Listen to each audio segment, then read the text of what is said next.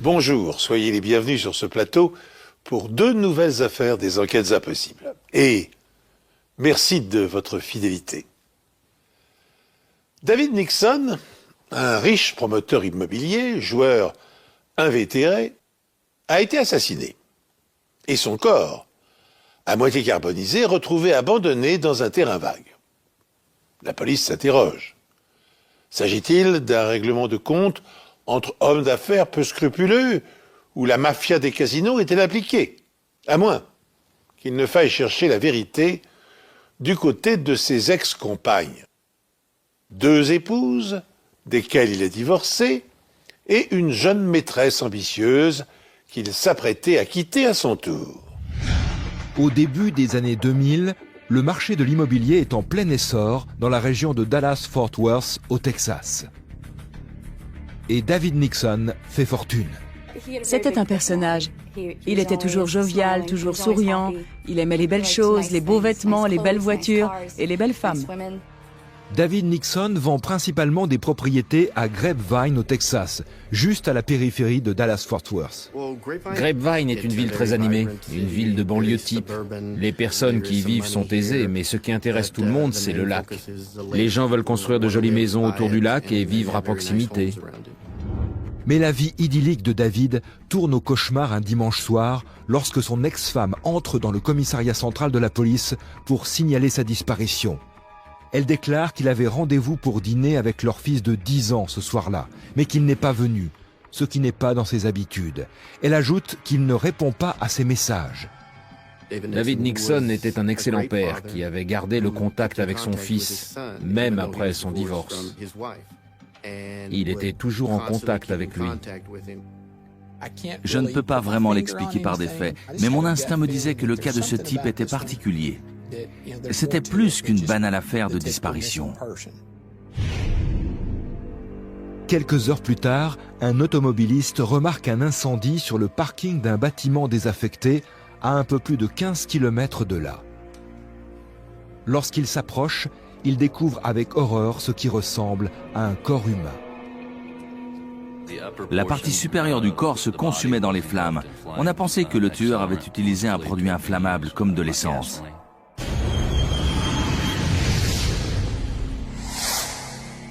La victime, enveloppée dans une bâche bleue et une couverture, est visiblement un homme blanc, grand et aux cheveux bruns. Les empreintes dentaires confirment qu'il s'agit de David Nixon. Il semblerait qu'à un moment on ait essayé de faire passer le corps dans le caniveau, mais il était trop volumineux. Si le corps de David était vraiment passé dans cette canalisation d'évacuation de 2,50 m, on aurait très bien pu ne jamais le retrouver. Les amis et la famille de David sont sous le choc. C'est une façon bien cruelle de mourir. Se faire brûler.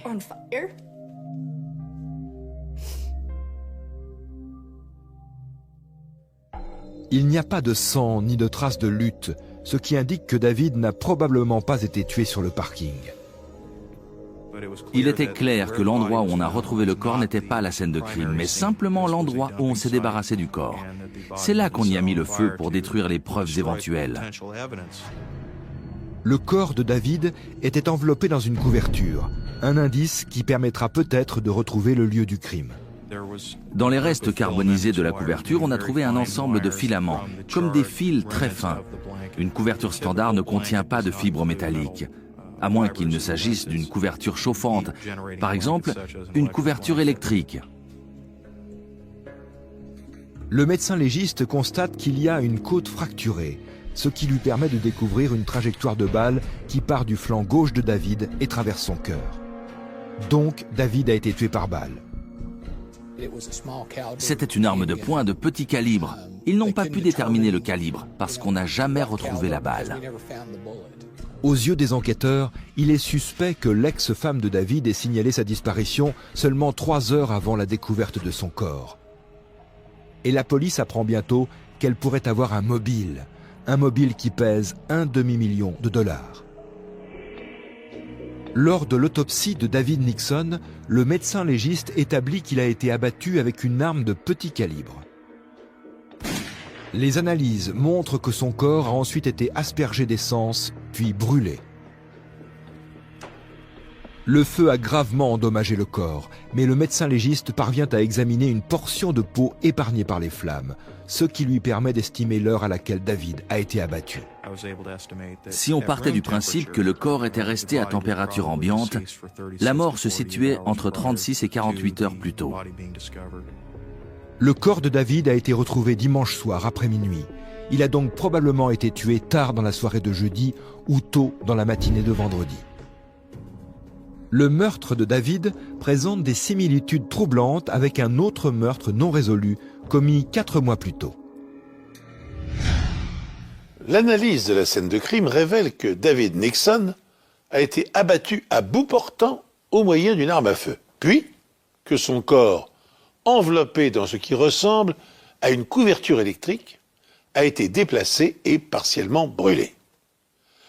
Ce mode opératoire ne ressemble pas à une exécution ou à un crime passionnel. Il indique par ailleurs que le ou les tueurs cherchaient à rendre le cadavre méconnaissable. Mais dans quel but? Tandis qu'experts et enquêteurs passent au crible le peu d'indices dont ils disposent, le souvenir d'un événement dramatique, survenu 4 mois plus tôt, leur donne du grain à moudre. Un autre meurtre, qui présentait des similitudes frappantes avec celui-là, a été commis dans le voisinage. Dès lors, une question circule sur toutes les lèvres. David Nixon a-t-il été victime d'un tueur en série? Ça s'est passé dans la rue. La victime, une prostituée de 22 ans du nom de Janet Dolan, a été tuée d'une seule balle. Son corps a ensuite été déplacé, arrosé d'essence et brûlé. Quand quelqu'un est abattu et qu'on enveloppe son corps avant de le brûler, ça ressemble à une exécution ou à un avertissement. Mais si les similitudes entre les deux affaires sont frappantes, les différences le sont tout autant. David était un homme, Janet une femme. David Nixon était riche, il n'avait pas d'antécédents judiciaires et n'était pas du genre à se mettre en danger. Janet Dolan était tout l'inverse. Elle s'était probablement retrouvée dans une drôle de situation, avec des gens qu'elle ne connaissait pas. De plus, le meurtre de Janet ressemble plus à un crime d'opportunité qu'à un acte prémédité. La police en conclut qu'il est possible, mais très peu probable, que les deux affaires soient liées. Les enquêteurs ont une piste. Il y a des preuves sur la scène de crime. Ils ont découvert des empreintes de pneus à 3 mètres du corps de David.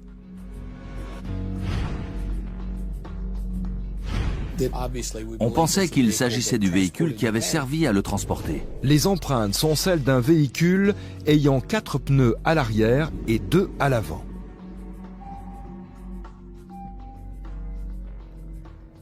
Il y avait 2 jeux de pneus différents à l'avant et à l'arrière. Les empreintes étaient complètement différentes. Mais qui pouvait souhaiter la mort de David Nixon? Ce que j'ai pu constater dans les affaires de meurtre, c'est qu'il y a en général 2 raisons pour lesquelles les gens sont prêts à tuer, l'amour et l'argent. L'ex-femme de David, Donna, a les 2 mobiles. David et Donna avaient des problèmes relationnels. Apparemment, il l'avait quittée pour une jeune hôtesse de l'air, ce qui l'a bien sûr profondément blessée. Jusqu'à la majorité de leur fils, Donna est également la bénéficiaire de l'assurance vie de David, d'un montant d'1 demi-million de dollars. Dans les enquêtes pour meurtre, le mot d'ordre c'est « à qui profite le crime ». Son ex-femme venait juste d'être désignée comme bénéficiaire de son assurance vie. Donc, bien évidemment, la police allait se pencher sur son cas. Mais Donna coopère totalement avec les enquêteurs et fait une meurtrière peu plausible. Elle possède également un alibi pour la soirée de jeudi et la matinée de vendredi, c'est-à-dire pour le laps de temps où se situe la mort de David. À mesure que l'enquête progressait, il était clair que les preuves ne désignaient pas Donna comme étant la coupable. La seconde ex-femme de David a également un alibi pour la nuit du meurtre, alibi confirmé par de nombreux témoins. Les enquêteurs interrogent alors la petite amie actuelle de David, Tracy Frame, âgée de 32 ans. Lorsque les enquêteurs informent Tracy qu'ils ont retrouvé le cadavre de son petit ami, ils ne mentionnent pas que le corps a été brûlé. Mais la première chose qu'elle a dit, c'est « Comment vous l'avez identifié ?» On s'est regardé. Est-ce qu'elle avait vraiment dit ça? On s'est demandé « C'est une blague ou quoi ?» Je me suis dit « C'est quoi ce délire ?» Et à un moment, elle s'est rendue compte de sa bourde. Elle a mis la main devant sa bouche et a commencé à pleurer. Tracy déclare qu'elle a vu David pour la dernière fois jeudi. Elle a supposé qu'il était parti à Las Vegas, où il aimait aller jouer. Vous ne l'avez pas vu jeudi soir? Non, monsieur. Ni vendredi soir? Non. Ni samedi? Vous ne l'avez pas revu depuis? Non, monsieur. On a découvert qu'il avait des dettes de jeu et qu'il avait quelques soucis avec le fisc. Tracy donne son accord pour que la police fouille la maison qu'elle partageait avec David. On a passé la maison au peigne fin. On a utilisé du luminol et on a amené des chiens renifleurs. Mais la police ne trouve aucune trace de sang dans la maison. La maison renferme tout de même un indice potentiel. Lorsqu'ils ont fouillé la maison, ils ont trouvé des manettes de couverture chauffantes, mais il n'y avait pas de couverture. Ce qui était plutôt bizarre vu que le corps de David avait justement été enveloppé dans une couverture de ce type. Le lendemain, la police retrouve la Lexus blanche de David, abandonnée sur le parking d'un supermarché à proximité de sa maison.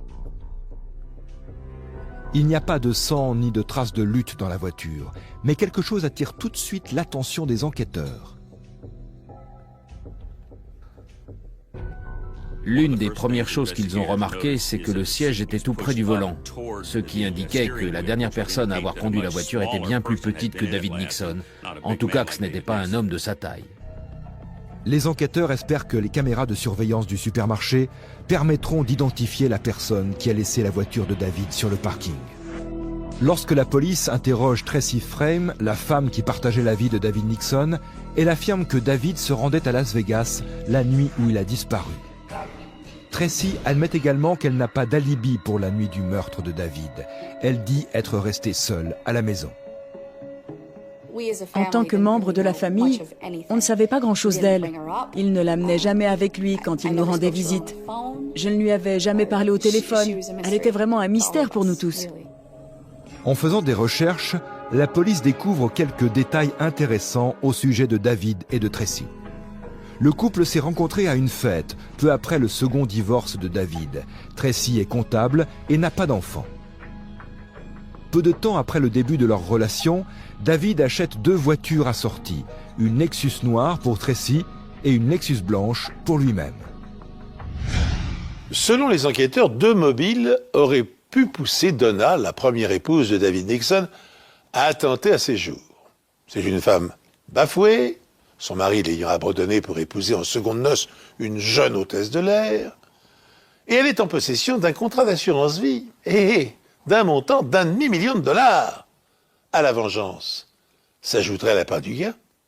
Pour autant, Donna n'ignore pas que son fils, âgé de 10 ans, est très attaché à son père et qu'il aurait été cruel de l'en priver.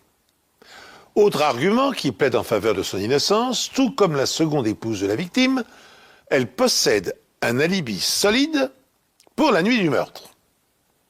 Alors l'attention des policiers se tourne vers Tracy Frame, la maîtresse de David Nixon. Et cette fois, 3 indices semblent l'incriminer. D'abord, sa réaction étonnante et ambiguë à l'annonce de l'assassinat de son amant. Pourquoi, en effet, a-t-elle aussitôt demandé aux enquêteurs comment ils étaient parvenus à identifier le corps? Eux seuls, et le meurtrier, savaient qu'il était partiellement carbonisé. Ensuite, le siège conducteur de la voiture de Nixon a été avancé, ce qui tend à prouver qu'une femme l'avait conduite quelques heures avant le crime. Enfin, dans la maison qu'occupaient David et Tracy, les policiers ont découvert des commandes de couverture électrique. Or, c'est dans une couverture de ce genre que le cadavre a été emballé. Autre information, et non des moindres. Redevable d'arriérés d'impôts, et afin d'éviter une saisie, Nixon avait décidé de mettre sa maison au nom de Tracy Frame. Puis, il avait regretté cette décision hâtive. David voulait reprendre la maison à son compte et Tracy voulait s'assurer que la maison reste à son nom. Mais il y a apparemment un élément irréfutable qui rend Tracy insoupçonnable. Les enquêteurs devaient établir comment elle pouvait avoir déplacé le corps. Elle avait beau être une jeune femme en bonne santé et en pleine forme, elle faisait presque la moitié du poids de David. Elle aurait eu beaucoup de mal à le porter.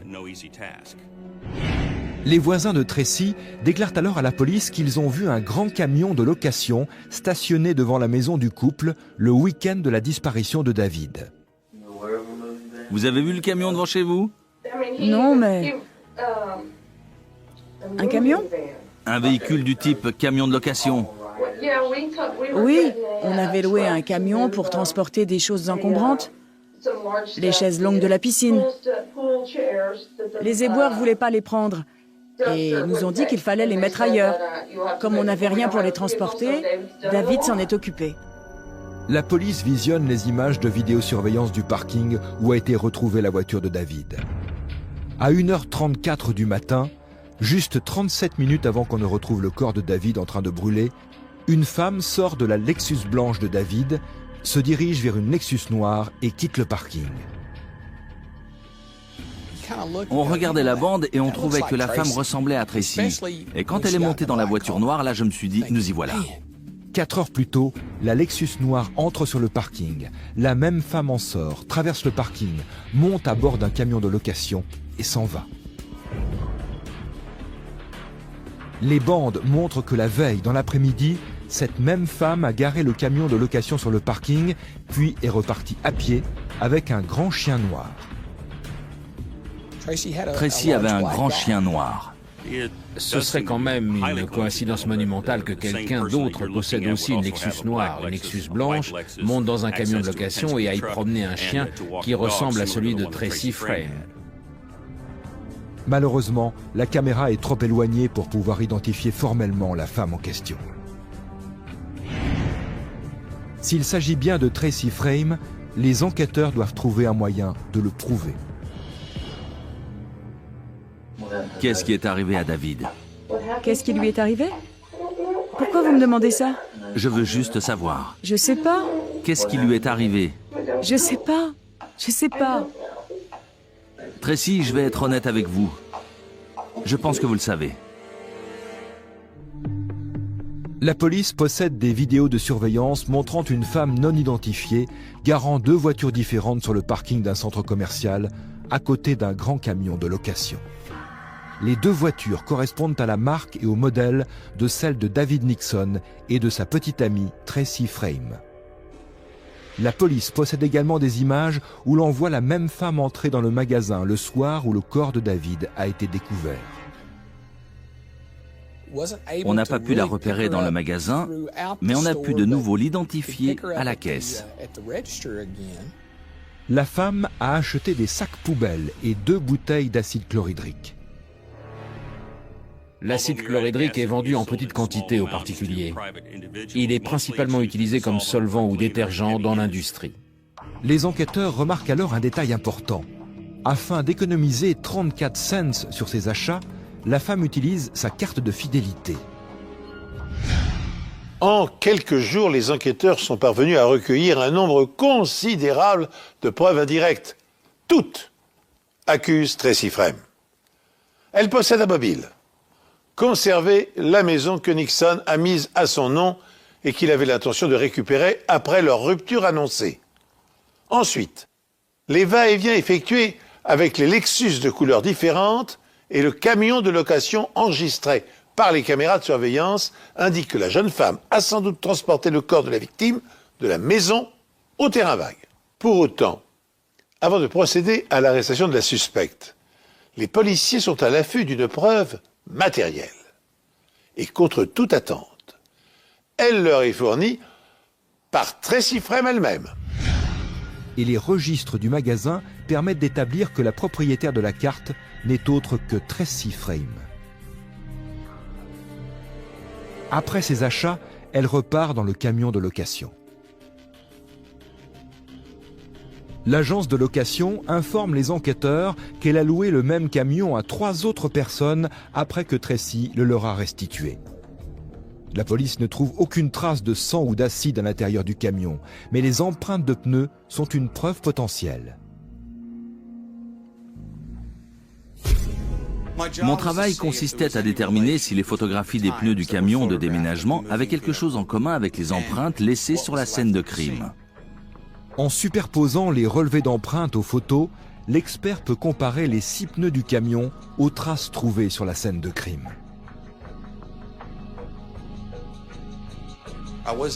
J'ai pu établir que les 6 pneus, qui présentaient 2 types différents de bandes de roulement, et donc 2 types différents de caractéristiques techniques, correspondaient de façon très nette aux empreintes retrouvées sur la scène de crime.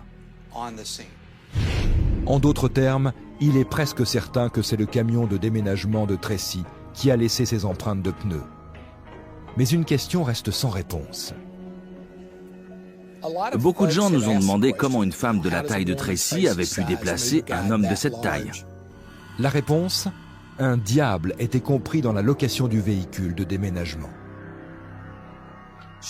Il lui suffisait de mettre le diable sur le lit à côté de David et de faire rouler son corps dessus, puis de l'harnacher. Une fois David attaché avec des sangles, elle n'avait plus qu'à tirer. Les enquêteurs pensent que Tracy savait que David allait la quitter et qu'elle a voulu garder la maison, qui était toujours à son nom.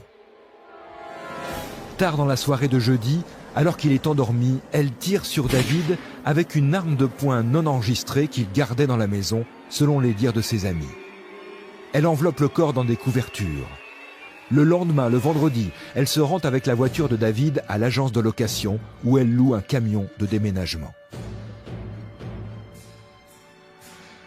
Elle attend la tombée de la nuit et utilise un diable pour charger son corps dans le camion. Ensuite, elle conduit pendant environ 23 km jusqu'à un parking isolé où elle essaie de se débarrasser du corps dans une bouche d'évacuation.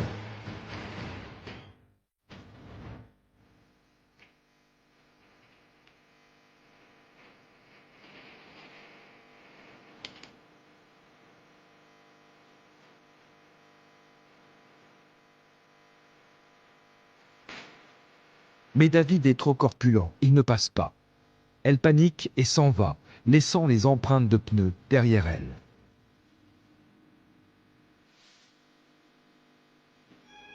Craignant de devoir s'expliquer sur la présence prolongée du camion de déménagement devant sa maison, elle le gare sur le parking du supermarché et rentre chez elle à pied, avec son chien.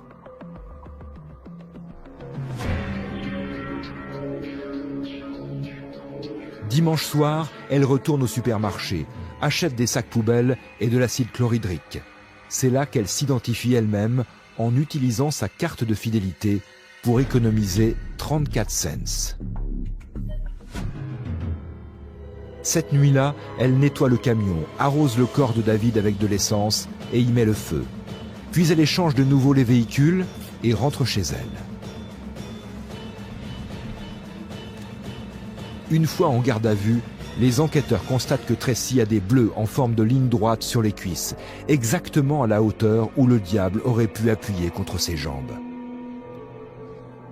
La police trouve également des preuves que Tracy a acheté un nouveau matelas et s'est débarrassée de l'ancien.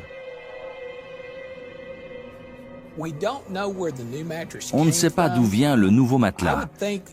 Je suppose que l'ancien matelas a été jeté quelque part dans une de ces décharges sauvages et non pas dans une décharge publique. La police pense que l'argent est le mobile du meurtre. Une fois, Tracy s'est plainte de David à son amie Carol qui lui a répondu « Mais pourquoi tu ne le quittes pas, tout simplement ?» Elle lui a rétorqué « Sans lui, je vivrai dans un appartement et je roulerai en Honda. » En mars 2005, il n'a pas fallu plus de 4 heures au jury pour déclarer Tracy Frame coupable de meurtre avec préméditation. Elle a été condamnée à une peine de 40 ans de prison, assortie d'une peine de sûreté de 20 ans.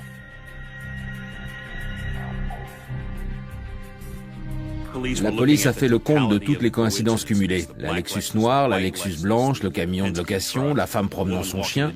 Et à ce moment-là, ils ont découvert que sa carte de fidélité avait été utilisée pour acheter de l'acide chlorhydrique. Ça faisait trop pour qu'elle ne soit pas coupable.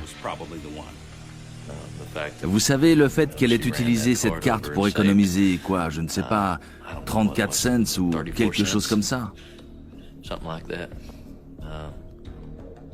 Incroyable. Dans cette affaire, c'est la science et seulement la science qui a désigné la coupable. Je veux dire, il n'y avait vraiment aucun doute. Ça lui a été fatal. Même si vous planifiez chaque détail, vous ne pourrez jamais penser à tout. Si le juge le décide, Tracy Frem sera remise en liberté conditionnelle au terme de 20 ans de détention. Elle sera alors âgée de 52 ans. Et pendant 20 ans supplémentaires, elle devra vivre avec une épée de Damoclès suspendue au-dessus de sa tête. Que n'a-t-elle pris le temps de réfléchir avant de commettre l'irréparable? Aveuglée par l'appât du gain, elle n'a à aucun moment mesuré la gravité et les conséquences de son acte. Comme nous l'avons vu tout au long de cette enquête, les policiers ont exploité tous les indices qui s'offraient à eux. Et, s'ils n'en ont négligé aucun, la seule preuve matérielle irréfutable, c'est Tracy Frem elle-même qui leur a fourni et leur a permis de boucler leur enquête. Sa carte de fidélité l'a définitivement trahi. Pour réaliser une économie de 25 cents, elle a fait capoter son plan machiavélique. Car, comme le disait Michel Audiard dans l'un de ses films, l'avarice est le pire défaut qui existe. Si l'on compte ses sous, on compte aussi ses sentiments. Les faits divers criminels jalonnent la longue histoire de l'humanité. Au fil des siècles, les plus grands écrivains s'en sont emparés, les transformant en tragédies. Échille, Racine, Goethe, Shakespeare ont sublimé haine et passion, imaginant des enjeux supérieurs et des destins hors du commun. Le quotidien qui s'offre à nous est malheureusement plus trivial. Les crimes de sang dont la presse se fait l'écho étant généralement motivés par des mobiles plus ou moins sordides. Si, comme je l'espère, vous êtes un spectateur fidèle des Enquêtes Impossibles, vous avez suivi des dizaines d'affaires, toutes authentiques. Elles constituent une sorte d'anthologie de la criminalité au début du XXIe siècle. Certaines d'entre elles vous ont indigné, d'autres vous ont horrifié. Mais celle que je m'apprête à vous raconter maintenant est pire encore. Car au sens strict du mot, elle est proprement innommable. L'agglomération de Newport Beach en Californie est l'une des plus riches des États-Unis. Les villes côtières du sud de LA sont absolument magnifiques. Cela coûte une fortune d'habiter au bord de l'eau. À Newport Beach, le taux de criminalité est très faible. On a essentiellement des crimes concernant les biens matériels, les homicides sont très rares. Mais un matin de septembre, au Yacht Club de Newport Beach, un propriétaire de bateau voit flotter un drap avec quelque chose en dessous qui, selon lui, ressemble à un corps. En arrivant sur le quai, j'ai vu une femme à demi nue, lardée de coups de couteau à la poitrine, au visage, au cou et au dos. Sur les 52 coups de couteau, 2 ont sectionné la veine jugulaire et l'artère carotide. Dans ces cas-là, la victime se vide de son sang et, faute d'assistance médicale, meurt en quelques minutes. La victime n'a pas seulement été poignardée à plusieurs reprises, il reste des armes plantées dans son corps. Le couteau dans son œil suggérait que son agresseur lui vouait une véritable haine. J'ai vu beaucoup de victimes poignardées, mais aucune avec l'arme encore plantée dans le corps. Les enquêteurs trouvent une seconde arme enroulée dans le drap. Un couteau a été retrouvé dans le pli du draps. Il portait des traces de sang et de peau. Cependant, la victime ne peut être identifiée et il est difficile d'établir depuis combien de temps elle est dans l'eau. Dans le cas présent, la détérioration des doigts sous l'effet de l'eau était telle qu'il n'a pas été possible d'identifier la victime par ses empreintes digitales. Les enquêteurs trouvent une pièce à conviction potentielle quelques mètres plus loin. Il y avait une boîte en carton à côté du corps et on a pensé que ça pouvait avoir un lien avec la victime. Alors on l'a repêché. Ce carton se révèle être l'emballage d'un écran de télévision 27 pouces qui a dû, selon les enquêteurs, servir à transporter le corps.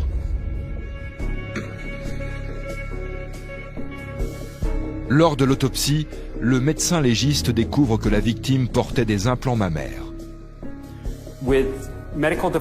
Aujourd'hui, grâce aux prothèses de hanche et aux implants mammaires, par exemple, nous pouvons parfois réussir à identifier un individu. Chaque implant porte un numéro de série et de lot séparés, ce qui permet d'identifier sa date et son lieu de fabrication et d'avertir le patient en cas de rappel du produit.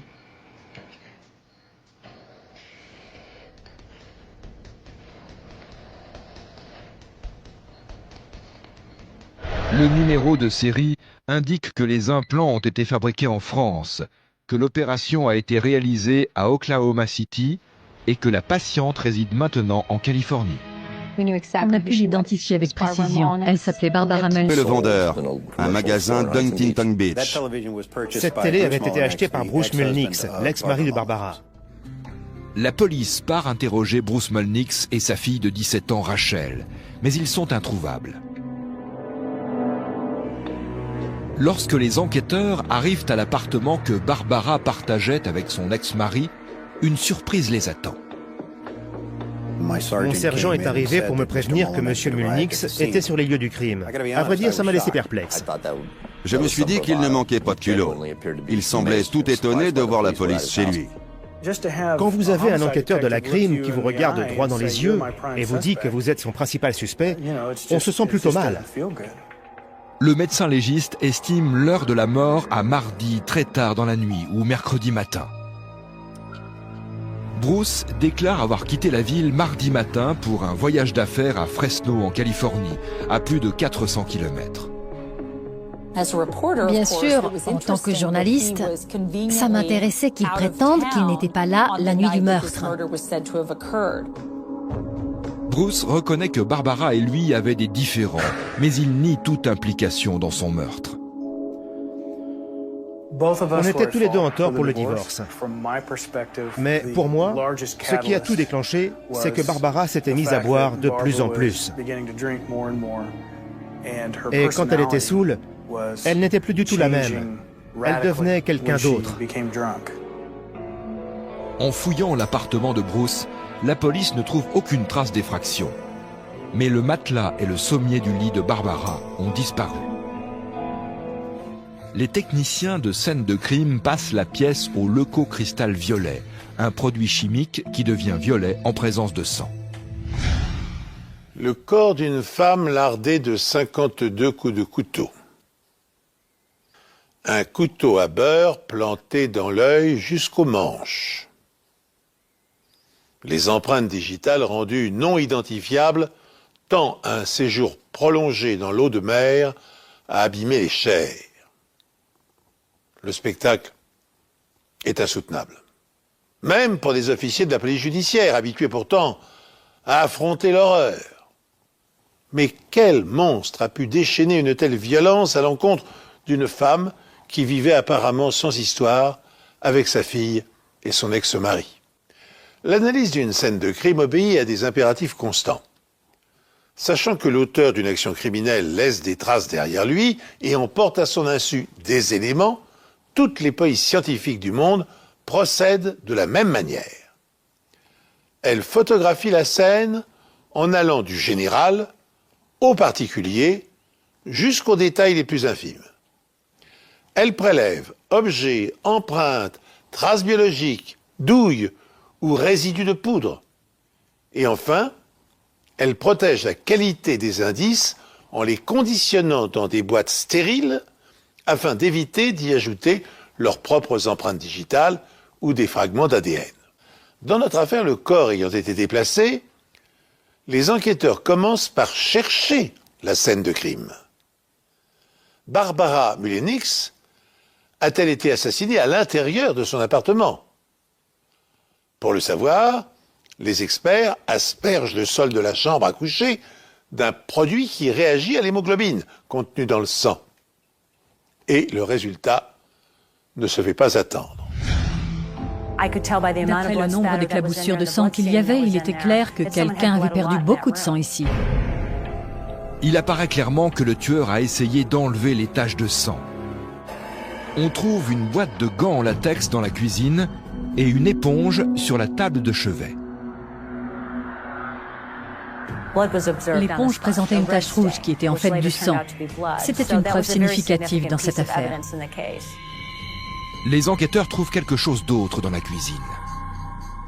Le couteau dans le tiroir de la cuisine était du même modèle que celui qui était planté dans l'orbite de la victime.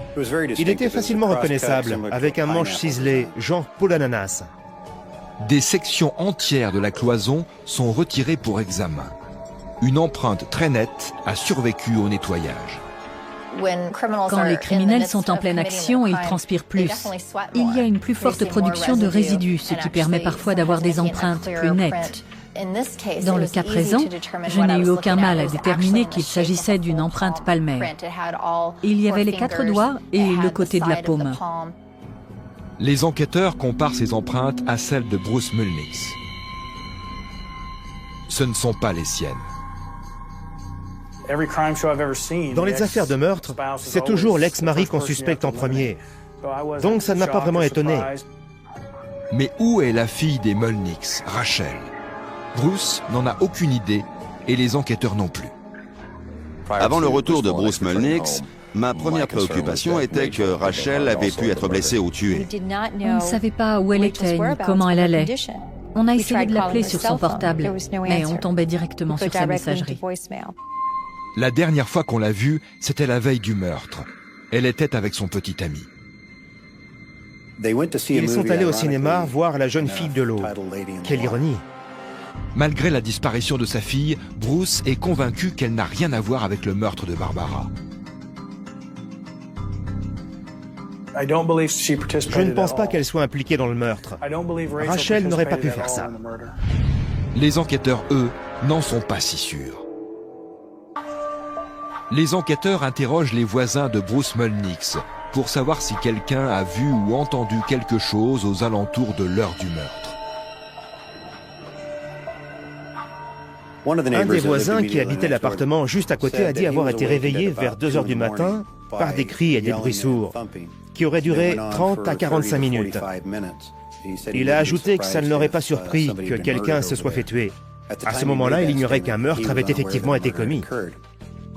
Étant donné que Bruce Mulnix était en déplacement, la seule autre personne qui pouvait se trouver dans l'appartement était sa fille de 17 ans, Rachel, mais elle est introuvable. Elle était tellement jeune, 17 ans. Je crois que les autorités s'inquiétaient plutôt pour elle. Du moins au début. Ils craignaient qu'il ne lui soit arrivé quelque chose à elle aussi. Le père de Rachel indique aux enquêteurs qu'elle a un petit ami d'environ 21 ans, Ian Allen, et que ça ne plaisait pas du tout à Barbara. Lorsque Rachel a rencontré Ian Allen, non seulement elle est tombée amoureuse de lui, mais elle s'est mise à parler mariage.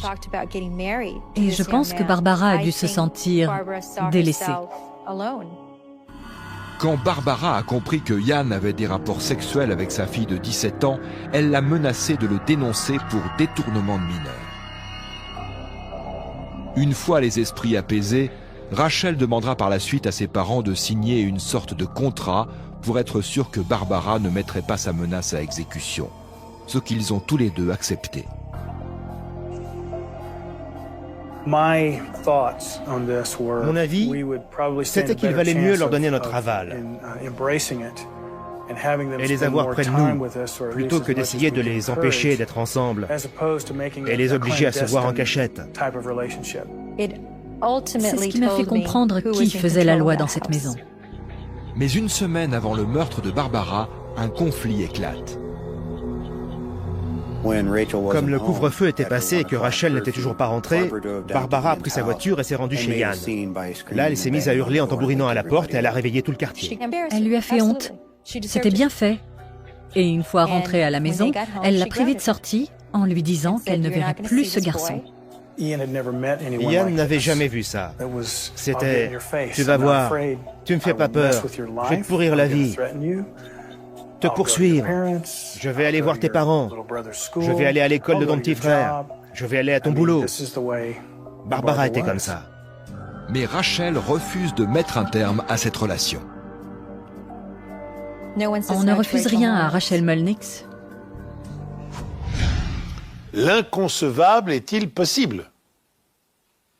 Rachel Mulnix en est-elle prise à sa mère, qui s'opposait violemment à sa liaison avec Jan Allen, son petit ami âgé de 19 ans? La violence qui transparaît dans la scène de crime rend cette hypothèse invraisemblable. On ne peut imaginer qu'une fille s'acharne sur sa mère de cette manière, fût-elle frustrée et éprise de liberté. Pourtant, en fouillant dans le passé de la jeune fille, les policiers découvrent un élément qui les oblige à reconsidérer toute l'affaire. 2 ans exactement avant le meurtre de Barbara Mulnix, Rachel avait agressé sa mère avec un couteau. Elle avait eu les bras lacérés. Mais à l'époque, Barbara refuse de porter plainte contre sa fille. Barbara avait des paroles extrêmement cruelles pour Rachel. Il lui arrivait d'être odieuse avec elle. Et 99% du temps, c'était quand elle était saoule. Maintenant que Barbara a été tuée, Rachel et son petit ami ont disparu. Les enquêteurs rendent alors visite aux parents de Yann. Ceux-ci déclarent ne pas avoir vu leur fils depuis 2 jours. Ils précisent que leur pistolet calibre 38 a disparu. Vu que Yann habitait chez eux, ses parents acceptent que leur maison soit fouillée et leurs ordinateurs examinés. Après examen du contenu des disques durs, nous avons découvert que le jour du meurtre, quelqu'un avait utilisé l'ordinateur du domicile pour obtenir l'itinéraire jusqu'à Tampa, en Floride. Dans tout le pays, les forces de l'ordre sont mobilisées pour retrouver le camion de Jan Allen. Quand Yann utilise sa carte de crédit pour retirer de l'argent à Sulphur, en Louisiane, la police converge sur les lieux et arrête les 2 fugitifs.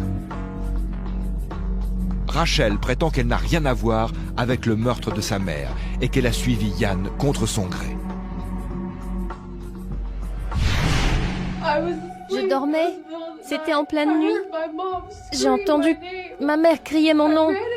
J'ai couru dans sa chambre et j'ai vu Yann debout sur elle, en train de la poignarder. J'ai essayé de l'en empêcher, mais il m'a poussée et je me suis évanouie. Rachel est mauvaise comédienne, elle a fait semblant de pleurer pendant tout l'interrogatoire, et je n'ai pas vu la moindre larme. Regardez un narcissique dans le dictionnaire. Eh bien, c'est Rachel. Les preuves scientifiques viendront-elles confirmer ou démentir cette version? En garde à vue, Jan Allen avoue le meurtre de Barbara Mulnix. Il insiste pour dire qu'il a agi seul. Êtes-vous allé là-bas avec l'intention de la tuer? J'y suis allé avec l'intention de la menacer, de lui faire peur. Mais ça a dérapé très vite. Pendant ce temps, Rachel continue de jouer les innocentes victimes. Sa version était qu'elle s'était fait kidnapper, que son agresseur l'avait frappée et qu'elle avait perdu connaissance.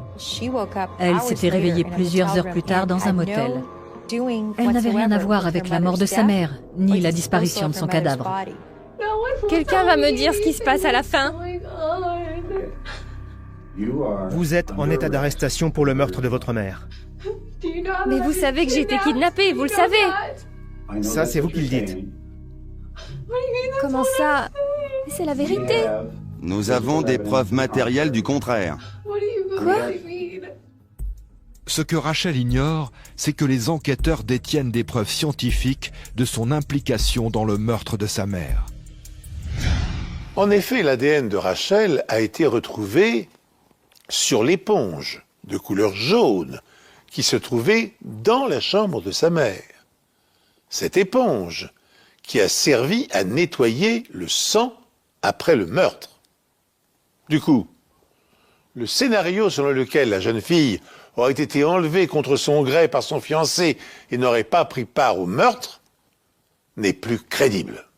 Pourtant, en dépit de cette preuve accablante, Rachel persiste à nier toute implication dans le carnage.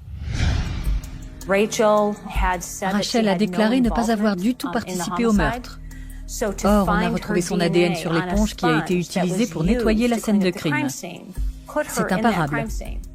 Le carton de télévision qui flottait à côté du corps de Barbara était fermé avec du ruban adhésif, le même que celui retrouvé dans le camion de Ian Allen. La vaporisation de superglue sur le ruban révèle les empreintes digitales de Rachel. J'ai pu identifier 3 empreintes digitales appartenant à Rachel Mulnix. Il y avait son majeur et son annulaire gauche. Le fait de retrouver les empreintes de Rachel sur ce ruban adhésif, ça a dû être comme de décrocher le jackpot pour la police. Sur la crosse du pistolet calibre 38 de Ian, les enquêteurs retrouvent son ADN et celui de Rachel. Pourquoi ne l'a-t-elle pas utilisé contre son kidnappeur? Je ne sais pas. Pour moi, c'est un peu tiré par les cheveux. L'empreinte de la main quasi complète retrouvée sur le mur de la chambre de Barbara Mulnix est celle de Ian. L'épreuve scientifique confirme la thèse soutenue dès le début par le médecin légiste. 2 personnes au moins étaient impliquées dans le meurtre. Quand on voit le nombre de blessures et les preuves, c'est plus cohérent avec plusieurs individus qu'avec un seul. Des SMS apportent la preuve finale de la participation de Rachel. Rachel a indiqué à la police qu'elle était allée se coucher vers 22 h la nuit du meurtre et qu'elle a été réveillée par les cris de sa mère. D'après son relevé téléphonique, elle a envoyé des SMS à Ian jusqu'à 1h45 du matin. Et nous savons que l'agression a débuté à environ 2 h du matin. Un des messages disait « Elle vient de prendre un somnifère ». Un autre « Elle s'est réveillée ». On voit qu'il suivait de près les faits et gestes de Barbara. Le procureur pense que Bruce étant absent pour son travail, Rachel a attendu que Barbara s'endorme pour faire entrer Ian dans l'appartement.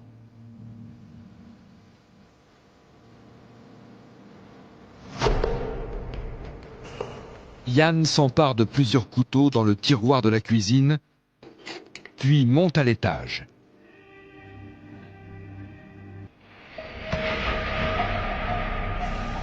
Les pièces à conviction indiquent qu'ils sont tous les 2 entrés dans la chambre de Barbara et qu'ils l'ont poignardée à plus de 50 reprises. Le sang a giclé sur les murs et sur le plafond et imbibé le matelas. À un moment, l'un des 2 a planté le couteau à beurre dans l'œil de la victime alors qu'elle était encore vivante. Un geste qui en dit long sur la haine que nourrissait pour elle l'auteur de ce geste. Rachel se sert d'une éponge pour nettoyer le sang, y laissant son ADN. Ian laisse les empreintes de son doigt et de sa paume sur le mur.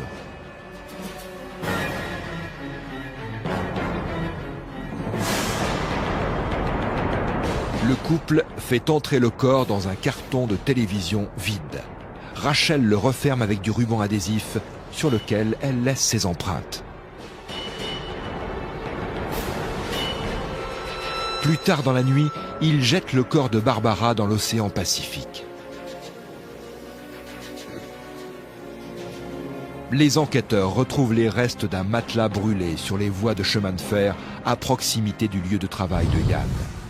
D'après le parquet, c'est là que Rachel et Ian ont brûlé ce qu'ils pensaient être la dernière pièce à conviction. Lors de son procès, Rachel témoignera pour sa défense, clamant qu'elle n'est pas une tueuse. Je n'ai pas fait ça à ma mère. J'ai pris de mauvaises décisions et je l'admets. Mais préméditer le meurtre de ma mère et la tuer, ça non.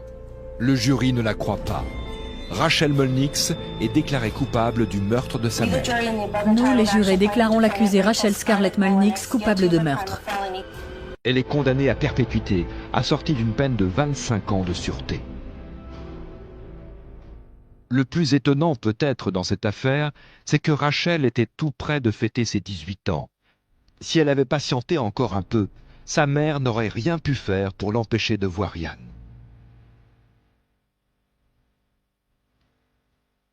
Dans un procès séparé, Yann Allen est lui aussi déclaré coupable du meurtre de Barbara Molnix et il écope de la même peine. Après son procès, Yann a admis devant la police ce que la science avait déjà permis de prouver. Rachel avait participé au meurtre du début à la fin. Quand il a vu qu'il était fichu et qu'elle lui faisait porter le chapeau, fini la loyauté. Elle a tué sa mère et Yann l'a aidé à le faire. C'est un fait, pas une hypothèse. Les jurés attendent des preuves scientifiques. Si vous n'en avez pas, difficile de plaider. Les experts médico-légaux sont très importants, particulièrement dans une affaire comme celle de Rachel. Quand ils ont réussi à prouver qu'elle mentait, ça a pesé plus lourd que tout le reste. Cette affaire fait partie de celles qui soulèvent le cœur et qui peuvent nous faire douter de voir un jour s'améliorer l'espèce humaine. Les mots nous manquent pour la définir, car quels que soient les griefs naturels que les adolescents peuvent nourrir à l'égard de leurs parents, un tel déchaînement de barbarie reste une énigme. D'autant qu'en patientant quelques mois de plus, Rachel Molnix aurait atteint la majorité et n'aurait plus eu de compte à rendre à sa mère pour faire ses choix. Ainsi, à l'horreur qu'inspire cette histoire, s'ajoute l'imbécilité. Et c'est sur cette pénible constatation que s'achève cette émission. Merci de l'avoir suivi et de nous rester fidèles. Et je vous retrouve prochainement sur cette antenne pour un nouvel épisode des Enquêtes Impossibles. La nuit saisit la ville comme une